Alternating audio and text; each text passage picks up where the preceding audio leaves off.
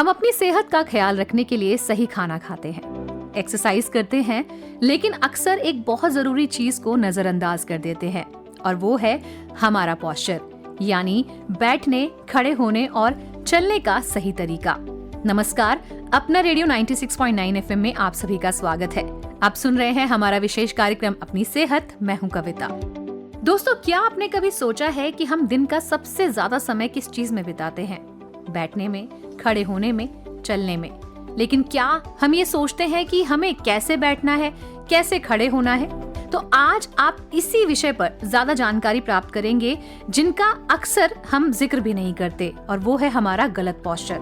तो आइए आज मिलते हैं जानी मानी फिजियोथेरेपिस्ट डॉक्टर तन्वी चौहान से, जो कि आदर्श और वेन्यू हॉस्पिटल में कार्यरत हैं, पीएचडी होल्डर हैं और मैम को 15 सालों का इसी क्षेत्र में अनुभव प्राप्त है। तो चलिए जानते हैं तन्वी चौहान से कि आखिर कैसे बैठे, कैसे उठे, कैसे सही तरीके से चले और अपनी कमर, हाथ, पैरों का जो भी दर्द है उसे कैसे सही रखें। डॉक्टर तन्वी चौहान, आपका स्वागत है कार्यक्रम में। Thank you so much for inviting me here on this great platform. और ये टॉपिक आपने चुना, ये देखिए बहुत आज की लाइफ में सबसे इम्पॉर्टेंट टॉपिक है, क्योंकि ज़्यादातर जो हम काम करते हैं या तो आजकल फ़ोन पर, लैपटॉप पर या ऑफिस के काम ज़्यादा हो गए हैं। इसी वजह से जो है पोस्चर रिलेटेड कंडीशंस ज़्यादा होनी शुरू हो गई हैं। तो बिल्कुल आज इसी विषय पे हम ज़्यादा जानकारी आपसे प्राप्त करेंगे, क्योंकि लोगों को पता ही नहीं चल रहा कि आखिर उनके लिए सही क्या है और गलत क्या है। तो डॉक्टर, सबसे पहला हमारा सवाल ये है कि जिस पोस्चर को लेकर आज की हमारी चर्चा है, आखिर वो है क्या? देखिए, पोस्चर से मतलब है एक तरीका जिस तरीके से हम खड़े होते हैं, बैठते हैं, या सोने का पोस्चर, या फिर उठते हैं। तो ये सारे पोस्चर है। पोस्चर का मतलब बेसिकली आपका हो गया बॉडी अलाइनमेंट। अगर आपका वो अलाइनमेंट या बॉडी की पोजीशनिंग ही ठीक नहीं है अन्य कामों को करते हुए, तो देखिए क्या होगा, फिर हमें पोस्चर रिलेटेड कंडीशंस का सामना करना पड़ेगा, जैसे कि नेक पेन, बैक पेन। अगर ज़्यादा इसमें परेशानी होगी, आप ज़्यादा पोस्चर को जो है नेग्लेक्ट करेंगे, तो आने वाले टाइम में फिर क्या होगा, आपको स्लिप डिस्क, शियाटिका या फिर सर्वाइकल रेडिकुलोपैथी, सर्वाइकल स्पॉन्डिलाइटिस, अन्य बीमारी का सामना करना पड़ेगा। और देखिए, पोस्चर जो है आप इसको ऐसे समझ सकते हैं, एक बिल्डिंग है, बिल्डिंग हमारी बॉडी की तरह है। अगर बिल्डिंग सीधी है तो वो स्ट्रॉन्ग रहेगी, पर अगर क्या होगा, बिल्डिंग अगर टेढ़ी होगी तो उसका गिरने का डर है और वो वीक हो जाएगी। इसी तरीके से हमारा पोस्चर है। अगर पोस्चर सीधा है तो आप काम जो है वो ज़्यादा कर सकते हैं, आपकी मसल्स जो है बिल्कुल रिलैक्स्ड रहती हैं, बिल्डिंग को या बॉडी को जो है कोई हार्म नहीं होता। मुझे लगता नहीं है कि अभी इस बारे में लोगों को बहुत ज़्यादा अवेयरनेस होगी। आपने कुछ बीमारियों के नाम बताए थे जो कि गलत पोस्चर की वजह से लोगों को हो सकती हैं समस्याएं, कि जो शुरुआती संकेत हैं वो क्या होते हैं? देखिए, सबसे पहले तो है पोस्चर को समझो आप, कि पोस्चर खाली सही तरीके से सीधा बैठना ही नहीं है। स्टिफ होकर कुछ लोग क्या करते हैं कि जब भी हम उनको कहते हैं कि पोस्चर सीधा करके बैठिए, तो वो समझते हैं कि बिल्कुल रिजिड और स्टिफ होकर बैठना है। अब ऐसे में क्या होता है कि और ज़्यादा उनकी मसल्स जो है फटीग होती हैं, वो रिलैक्स तो है ही नहीं। और पोस्चर का मतलब है हमारे ही वजन को इवन तरीके से बॉडी में डिस्ट्रीब्यूट करता है ग्रेविटी। तो ग्रेविटी का भी इसमें बहुत ज़्यादा रोल है। सही पोस्चर में ग्रेविटी का कम दबाव होता है, मसल इम्बैलेंस कम होता है, सारी मसल्स बिल्कुल रिलैक्स्ड रहती हैं और हमारी किसी डिस्क पर, जॉइंट पर, मसल पर दबाव नहीं बनता है। इसलिए आपने सुना होगा कि जब भी हम सीधे बैठ के अच्छे तरीके से काम करते हैं तो हम काम ज़्यादा कर पाते हैं और थकान महसूस नहीं करते हैं। और शुरुआती देखिए लक्षण इसके ये होते हैं, जैसे कि मैंने बताया, पोस्चर जो है प्रिवेंटेबल है, रिवर्सिबल है और साइलेंट किलर की तरीके से भी है। अच्छा। आप इसमें जो है पहले दर्द बाद में आता है, लेकिन डैमेज आज से ही होना शुरू हो जाता है, जो हमें दिखाई देता ही नहीं है। तो जैसे कि शुरुआत में क्या लक्षण आपको इसमें दिखाई देंगे कि आपको जकड़न ज़्यादा महसूस होगी, आप उस पेन को इग्नोर नहीं करिए, और मूवमेंट के साथ साथ ये जो पेन होता है ये चला जाता है। पोस्चर रिलेटेड जो भी पेन होता है वो मूवमेंट ज़रा सा करते ही ठीक हो जाता है। और आपको बीच में इसमें थोड़ा सा गैप लेना चाहिए, उठना चाहिए, अपनी बॉडी को स्ट्रेच आउट करना चाहिए, एक ही पोजीशन में जो है बहुत ज़्यादा लंबे समय तक ना बैठें। तो जैसे कि मैं फिर से आपको ध्यान दिलाना चाहूँगी कि सबसे बड़ा इसका जो है एक लक्षण यही है कि पेन जो है मूवमेंट के साथ ठीक हो जाता है और पेन से पहले थोड़ा स्टिफनेस भी फील होता है। जी, तो डॉक्टर आज की युवा पीढ़ी तो मोबाइल और लैपटॉप पर ही ज़्यादा समय बिताती है, तो इसका भी कोई प्रभाव पड़ता है क्या? जी बिल्कुल, देखो नेक अगर हमारी गर्दन सीधी है तो क्या होगा, जैसे कि मैंने बात कही कि एक सही पोस्चर में आपका सही तो आप स्ट्रेट तो आप बैठे हैं पर आपका बॉडी का वेट भी इवनली डिस्ट्रीब्यूट होता है। अब अगर हम सही पोस्चर में नहीं बैठे हैं तो क्या करेगा, ग्रेविटी उसको जो है दबाव ज्यादा बनाएगा। सीधी गर्दन रख के जो लोग फोन यूज करते हैं ज्यादा देर तक गर्दन झुकाकर, बिल्कुल, उनकी नेक पे तकरीबन जो आपका हेड का वेट होता है हमारे सर का 5 kg अराउंड, वो 5 गुना ज्यादा हो जाता है सिर्फ एक फोन देखने की पोजीशन में। अगर हमने गर्दन झुकाया, फोन देखा, तो हमारी स्पाइन को 5 kg का लोड सर्वाइकल स्पाइन को झेलना पड़ता है। इसीलिए कहते हैं कि सबसे खतरनाक पोस्चर है फोन, जिसको हम टेक्स्ट नेक कहते हैं, कि नेक झुकाकर कभी फोन ना देखें। तो कैसे देखें? ऐसे सामने रख के? बिल्कुल बिल्कुल सही क्वेश्चन किया आपने। बिल्कुल स्ट्रेट आई लेवल पे आप अपने फोन को रख लीजिए इस तरीके से और तब आप देखिए। अब आप इसको थोड़ा सा बायोमैकेनिकली भी समझ सकते हैं। सीधे बैठ के हमारे जो हेड का वेट है हमारी स्पाइन ने वो इजीली ले लिया, जिसे हम गर्दन की सर्वाइकल स्पाइन कहते हैं, वो उसने इजीली ले लिया। मसल्स यहाँ की रिलैक्स्ड रही, कोई जोर नहीं पड़ा, कंधों ने उसका वेट इवनली ले लिया। जहाँ आपने गर्दन झुका ली तो ग्रेविटी के दबाव की वजह से ग्रेविटी लाइन उसकी शिफ्ट हो जाती है, टेढ़े तरीके से पड़ती है, तभी आपका जो वेट है गर्दन का, सर का वेट तो 5 ही kg है ना, लेकिन उसका प्रभाव ज्यादा हो जाता है, तो दबाव पड़ता है हमारी गर्दन की मांसपेशियों में, इम्बैलेंस क्रिएट होता है, वीक हो जाती हैं कुछ मांसपेशियां और कुछ टाइट हो जाती हैं, और डिस्क पे भी प्रेशर पड़ता है। यहाँ जो हमारी डिस्क होती है गर्दन की, उन पर भी प्रेशर पड़ता है। तो क्या इसी वजह से बहुत सारी महिलाएं, बहुत सारे लोग ये शिकायत करते हैं कि हमें सर्वाइकल पेन हो गया और वो पूरा जो कंधा है वो हमारा जाम ही रहता है, हाथ नहीं उठ पाता? बिल्कुल, देखिए स्टार्टिंग में जो इसके लक्षण होते हैं, हम पोस्चर वाले पेन को इस तरीके से पहचानते हैं कि ये पेन जो है मूवमेंट के साथ चला जाता है। अच्छा। पर आप उसको बहुत टाइम तक अगर इग्नोर करते रहेंगे तो आने वाले टाइम में फिर वो अन्य बीमारी का सामना उसको जल्दी करना पड़ेगा, जैसे सर्वाइकल स्पॉन्डिलोसिस, स्पॉन्डिलाइटिस हो गया, सर्वाइकल रेडिकुलोपैथी हो गई, जिसकी आप बात कर रहे हैं कि हाथों में भी सुनपन और झनकार, ये उसको फास्टन अप कर देता है। जो घिसावट वाला प्रोसेस होता है, डीजनरेटिव चेंजेस होते हैं, उसको अर्ली चेंजेस में कन्वर्ट कर देता है जब लगातार लोडिंग ही गलत होगी सर्वाइकल स्पाइन पर। तो डॉक्टर, अभी जैसे आपने हमें मोबाइल तो सही पकड़ने का तरीका समझा दिया, पर मैम उस केस में क्या करें जब हमें वाकई में घंटों घंटों लैपटॉप पे और बैठ करके कंप्यूटर पे काम करना, जो कि मजबूरी है, हम जानते तो हैं कि इससे प्रॉब्लम हो रही है, उस केस में क्या करें? देखिए उस चीज को आप ऐसे कर लीजिए, हम ये कर सकते हैं कि स्क्रीन को हमने या फोन को आई लेवल पे रखा, बीच बीच में आप गैप जरूर लेते रहें। आफ्टर 30 मिनट्स या 40 मिनट्स आप खड़े हो जाइए अपनी इस प्लेस पर, 1-2 मिनट के लिए वॉक कर लीजिए और कुछ एंटी पोस्चर्स में एक्सरसाइज या स्ट्रेचिंग कर लीजिए। जैसे मैं बात करती हूँ नेक की, जैसे मैंने अभी बताया कि गर्दन झुकाना सबसे ज़्यादा हानिकारक है, सर्वाइकल रिलेटेड प्रॉब्लम्स को बहुत जल्दी फास्टन अप कर देता है। तो अभी इसी के ऊपर मैं आपको बताती हूँ, एक चिन टक एक्सरसाइज कर लीजिए बैठे बैठे। चिन टक का मतलब है आप सही पोस्चर में बैठे हैं, बिल्कुल सीधे, कमर सीधी और गर्दन सीधी रखकर आपके पैर जो हैं जमीन पर टिके हुए होने चाहिए। एक सही पोस्चर वही होता है जब आपका साइड से हम देखें तो कान, कंधा, कूल्हा और घुटना और टखना बिल्कुल एक सीध लाइन में पड़े। अच्छा। तो आप इससे भी आप अपने आप को चेक कर सकते हैं कि क्या मैं सीधा बैठी हूँ, कि क्या मेरा कान जो है मेरे कंधे के लेवल में आ रहा है और कंधा हमारे कूल्हे के लेवल में आ रहा है, अगर मैं सीधा बैठी हूँ।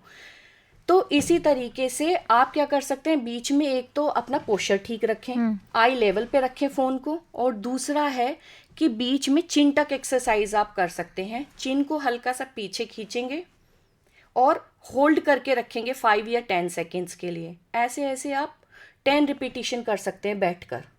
ठोड़ी को सीधा बैठकर अंदर की तरफ खींचना है पीछे। अच्छा।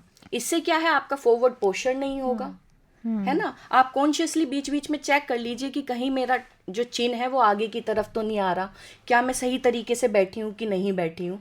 इससे क्या होगा, आपके मसल्स बिल्कुल रिलैक्स्ड तो रहेंगी। क्या ये हमारी डबल चिन को भी कंट्रोल करेगा?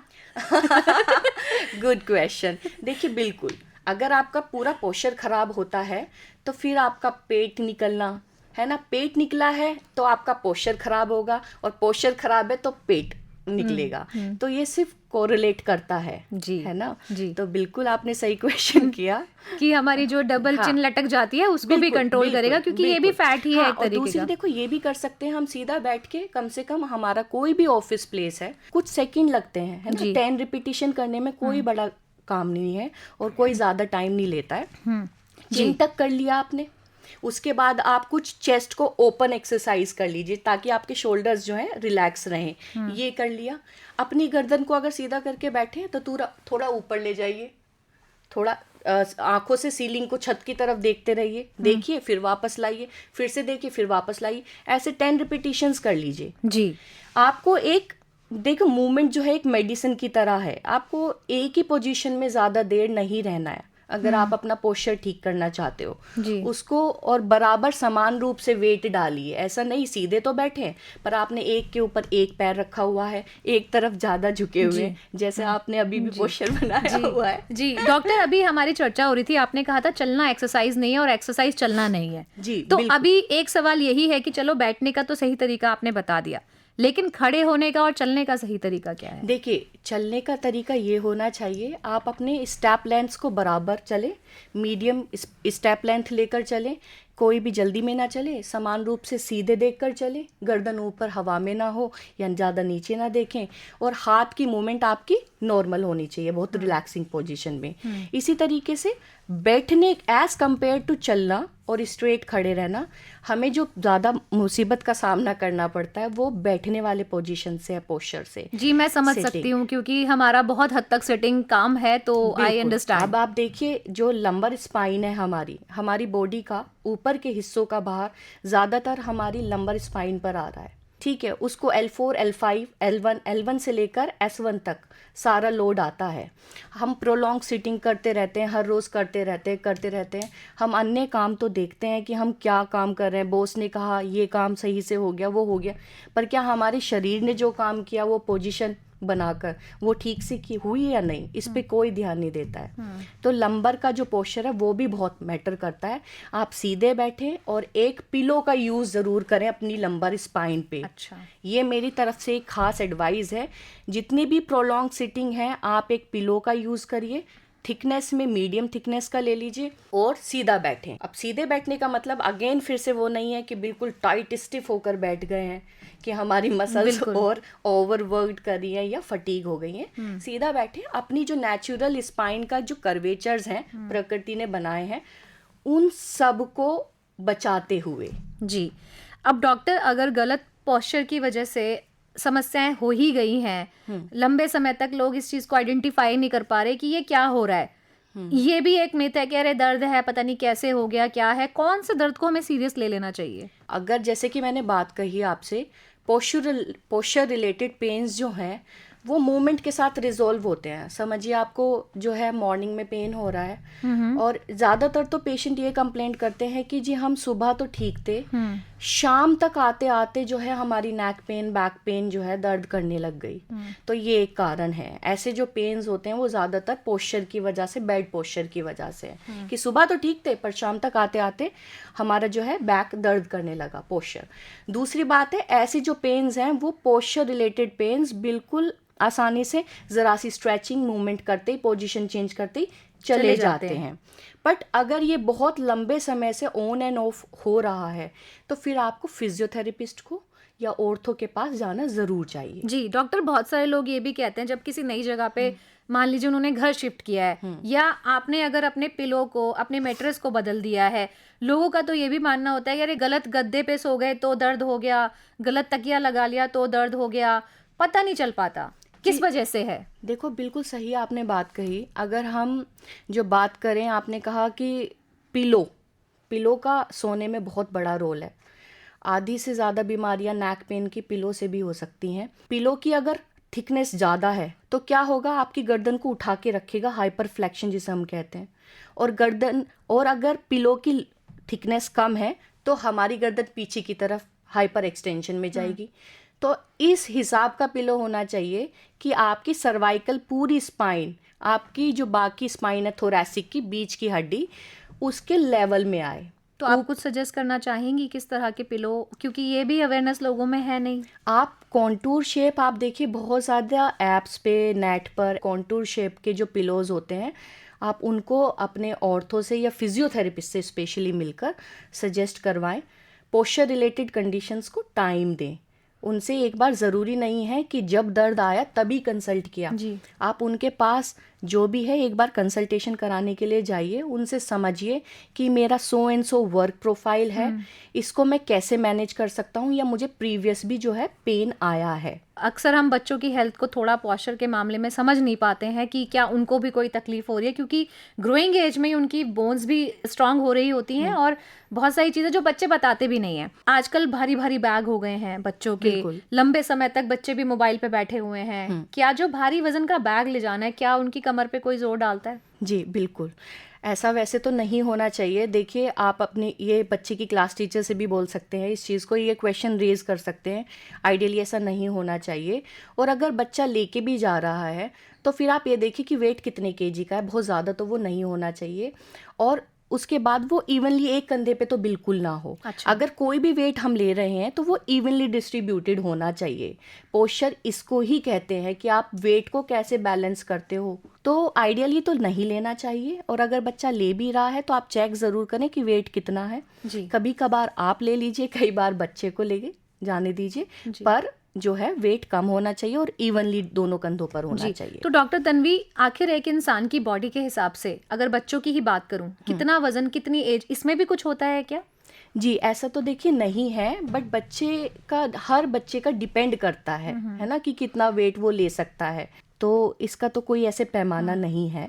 जी। और उन पेरेंट्स के लिए आप क्या कहना चाहेंगे जो बच्चे को बिल्कुल ही वजन नहीं उठाने देते? देखिए एक तरीके से वो भी गलत है। फिजिकली एक्टिविटी में बच्चों को डालना चाहिए, थोड़ा सा स्पोर्ट्स की, है ना। आजकल देखिए इतना सिडेंट्री लाइफस्टाइल हो गया है कि पोस्चर रिलेटेड कंडीशंस भी इसलिए हो रही हैं कि आप घर में बैठे हैं और कोई सोर्स ऑफ एंटरटेनमेंट है नहीं। फ़ोन आप देख रहे हैं, मैक्सिमम जो एंटरटेनमेंट है आपको रील्स देखते हुए, फ़ोन देखते हुए ही मिल जाता है। आजकल स्टूडेंट्स कंटेंट भी वहीं पर देख रहे हैं, पढ़ भी वहीं पर रहे हैं, बाहर जा ही नहीं रहे हैं, तो उनकी मसल्स इतनी वीक हैं। अगर आपको लगता है कि आपका बच्चा स्पोर्ट्स में है, थोड़ा बहुत खेलता है, हाँ, और बीच बीच में विटामिन डी ये सब सप्लीमेंट्स आप देते रहें, उसके बाद अगर आपको लगता है कि ठीक है, बट देखिए पोजीशन ज़रूर चेंज करते रहें। कई बार आप ले लें, कई बार बच्चे को भी करने देना चाहिए। ऐसा तो बिल्कुल नहीं है कि बिल्कुल ही उनको रोक दें कि आपको ये नहीं उठाना है। बिल्कुल हमें बच्चे को डेलिकेट नहीं बनाना है, बट एक स्मार्टर वे में उनको ठीक करना है कि वो उठा भी पाए उस वेट को, लेकिन वेट भी देखो ठीक होना चाहिए ना, ऐसा नहीं है बच्चे के हिसाब से ज़्यादा है। तो आजकल तो हमने देखा है कि बहुत सारे पेरेंट्स जैसे 2-3 साल तक के बच्चों को बहुत मेजरली एक्सरसाइज कराने लग जाते हैं, और आपको लगता है कि ये सही एज है? 2-3 साल के बच्चों को देखिए एक्सरसाइजेस के कभी भी कोई साइड इफ़ेक्ट नहीं है। ये तो बेसिकली जो है एक मूवमेंट्स हैं, जॉइंट की आरओएम बेटर करने के लिए स्ट्रेचिंग स्ट्रेंथनिंग एक्सरसाइजेस करते हैं, लेकिन सब कुछ की एक लिमिट है। क्या जिम जाने वाले जो युवा हैं, जो लगातार कहते हैं कि अरे हम तो बहुत एक्सरसाइज करते हैं, हम जिम जाते हैं, तो उनको भी क्या ये गलत पोस्चर की कभी समस्याएं आती हैं? आपके अनुभव में क्या कहेंगी? देखिए जिम जाने से एक चीज़ तो अच्छी होती है, उनकी मसल स्ट्रेंथनिंग अच्छी होती है ना, बट पोस्चर को वो कितना उस चीज़ में समझ रहे हैं कि कोई वेट हमें किस तरीके से उठाना चाहिए। अगर आपको कोई वेट उठाना है तो आपके पैरों की क्या पोजीशनिंग होनी चाहिए, आप बिल्कुल सीधा झुककर उठा रहे हो, तो आई थिंक वो गलत है। जिम जाने वाले लोगों को फिर भी पोस्चर रिलेटेड, अगर वो जिम तो अच्छे से किया उन्होंने, मसल स्ट्रेंथनिंग के करी है, पर घर पर आकर वो अगेन सोफे पे बैठकर चिप्स खा रहे हैं या बहुत टीवी देख रहे हैं या फ़ोन चला रहे हैं, तो इस चीज़ पर सब कुछ डिपेंड करता है कि कोई अपनी हेल्थ को कितनी प्रायोरिटी पे रखता है। कुछ जिम फ्रीक ऐसे होते हैं जो पोस्चर को भी सही से रखते हैं और वर्कआउट करते हैं ऑनेस्टली, पर कुछ है जो 1 घंटा टाइम तो देते हैं वहाँ पर, सब कुछ करते हैं, पर घर पर आकर अगेन वो 4 देर तक फ़ोन चलाना, टीवी देखना, ये सब कर रहे हैं। जी। अब उन लक्षणों की बात करेंगे जिसमें रियली हमें एक फिजियोथेरेपिस्ट की ज़रूरत पड़ती है, वो कौन से संकेत होते हैं? देखिए अगर पेन आपको बार बार आ रहा है, ऐसे केसेस में रिपोर्ट्स नॉर्मल होती हैं, जो भी पोस्चर रिलेटेड कंडीशंस होती हैं, पेन आपको बार बार आ रहा है, मूवमेंट से ठीक नहीं हो रहा, आपने पोजीशन बदल ली, आपने खड़े होकर स्ट्रेचिंग्स भी की अपने काम के बीच बीच में, उसके बाद तो आपको देखिए फिजियोथेरेपिस्ट के पास जाना बहुत ज़्यादा ज़रूरी हो जाता है। जी, आपसे बात करते करते मुझे भी कई जगहों पे पेन फील होने लगा है जिसको हम अक्सर नज़रअंदाज कर देते हैं। तो डॉक्टर, जब आप रोज़मर्रा की लाइफ में होती हैं तो आपसे कितने लोग ऐसे हैं जो आपके काम से प्रभावित होकर पूछते हैं यार मुझे यहाँ पे भी हो रहा है, कैसे करें? या आप खुद भी एक जिस चीज़ में महारत आपने हासिल कर लिया, आप नोटिस कर लेती है कि तुम गलत बैठे हो? जी, जैसे कि मैंने अभी कहा आप भी गलत तरीके से बैठे हैं। आपका जो एक साइड का जो पोस्चर है ना वो एलिवेटेड है, आपने माइक को एडजस्ट करने के लिए किया हुआ है। अब इससे देखिए क्या क्या हो सकता है, आपके एक तरफ के कंधे में दर्द हो सकता है। जी बिल्कुल, मैं शो के बाद आपसे बात करूंगी इसके बारे में। विमेंस जो है एक साइड पे बैग कैरी करती हैं तो उनको भी देखो एक तरफ नेक में पेन रहने लगेगा। एक मांसपेशी होती है ट्रेपीजियस, उसमें खिंचाव महसूस करेंगी और आने वाले टाइम में इतना तक हो सकता है सिर्फ एक इतनी ही गलती से कि आप हर रोज ऑफिस जाते हुए एक ही साइड पे बैग कैरी करती हैं। ये दिखने में देखो कितनी छोटी बात है, लेकिन उससे आपकी पूरी मांसपेशियां खिंचाव में आ जाएगी और इस तरीके से आपको सर्वाइकल मतलब हाथ में भी सुनपन और झनकार होना शुरू हो जाएगा। जैसे कि मैंने बताया स्टार्टिंग से ये जो है पोस्चर जो है आपका बेड पोस्चर, अगर आज आपने ध्यान नहीं दिया तो आने वाले टाइम में वो डीजनरेटिव चेंजेस को, घिसावट वाले प्रोसेस को फास्टन अप कर देता है। आपको सर्वाइकल स्पॉन्डिलोसिस, हाथ में सुनपन, झनकार होना और पूरे कंधे में जकड़न जिसको हम रेफर्ड पेन कहते हैं और कई बारी नर्व कंप्रेशन तक की वजह से सामना करना पड़ता है। तो किन चीज़ों का ध्यान रखें, किन चीज़ों का ध्यान बिल्कुल ज़्यादा रखें, किन को अवॉइड करें? देखिए, सीधा बैठे और बैक में एक पिलो का यूज़ ज़रूर करें। सीधा बैठकर आप अपनी स्क्रीन को जो है आई लेवल पे रखें और बीच में हमेशा खड़े हों, हर 30 मिनट्स में गैप लें और एक्सरसाइज करें। पेन को, आज जो पेन है उसको इग्नोर ना करें, टाइमली कभी भी टाइम निकाल कर अपने फिजियोथेरेपिस्ट से एक सलाह ज़रूर लें कि मेरा ये वर्क प्रोफाइल है तो मुझे क्या करना चाहिए। वो आपको, अगर आपका प्रोलॉन्ग सिटिंग है तो वो आपको कोर की स्ट्रेंथनिंग पर जो है एक्सरसाइज स्ट्रेंथनिंग बताएंगे। देखिए, कोर की स्ट्रेंथनिंग का भी बहुत बड़ा रोल है। अगर आप पूरे दिन जो है कमर झुकाकर बैठे रहते हैं, स्पेशली विमेंस में, तो आपका कोर मसल्स वीक हो जाता है। कोर मसल्स मतलब आपकी पेट की, पीठ की और हिप्स के अंदर की मांसपेशियां जो यूरिन को कंट्रोल करती हैं। ये क्या करता है, हमारी स्पाइन को स्टेबलाइज करने का काम करता है, मतलब एक सही पोस्चर में रखने का।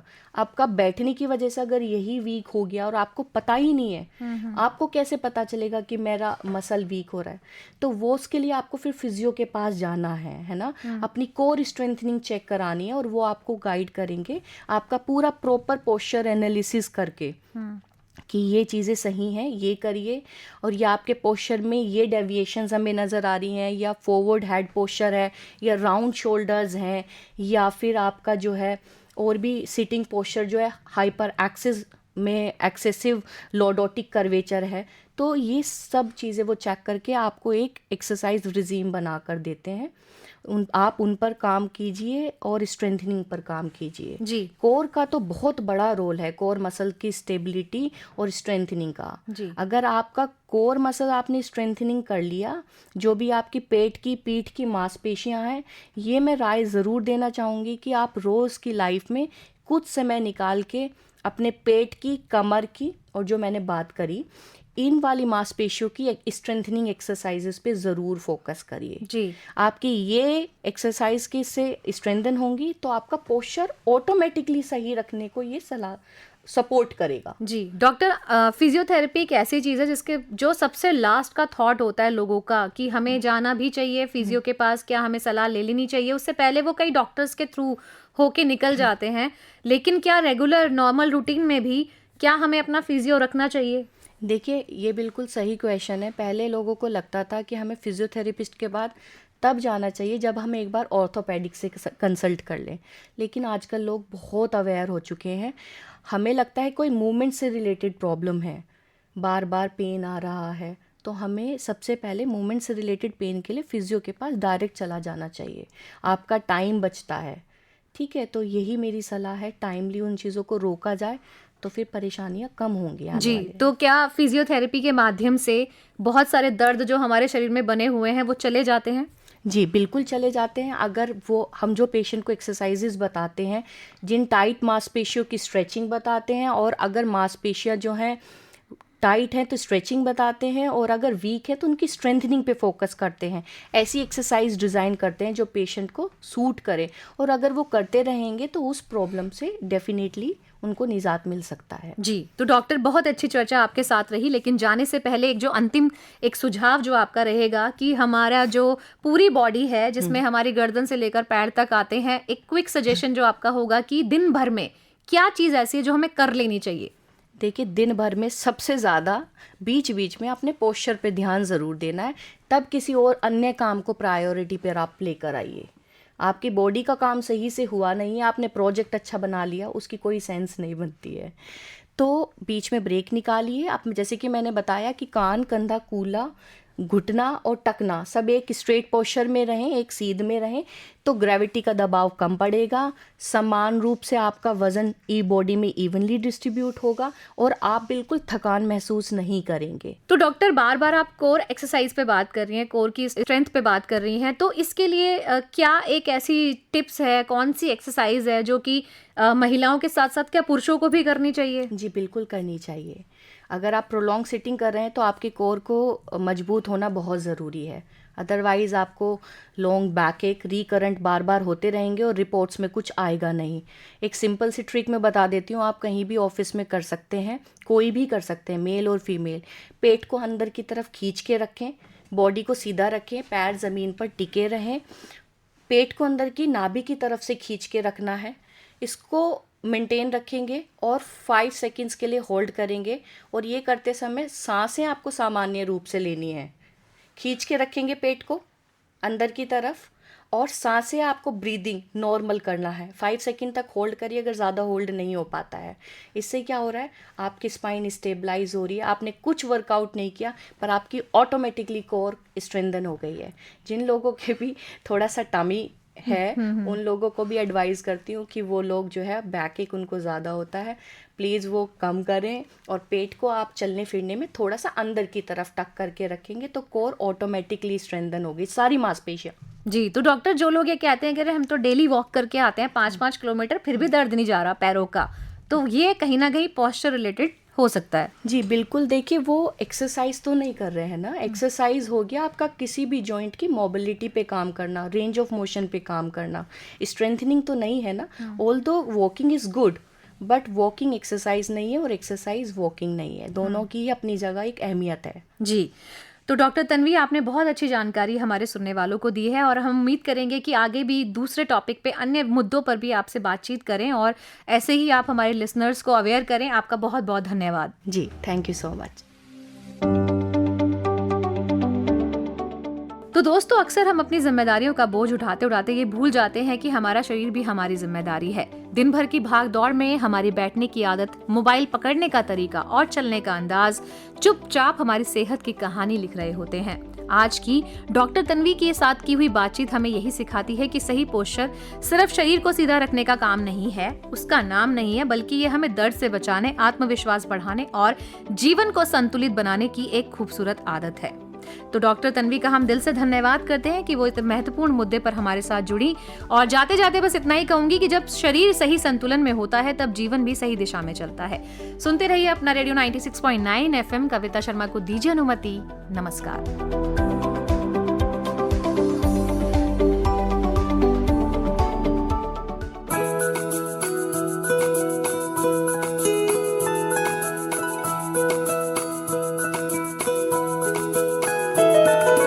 मेरी ख्वाहिशें, मेरे अरमान, मेरा बस यही सपना, जिंदगी में हर कोई समझे हम सफर मुझे अपना, अपना, बस अपना।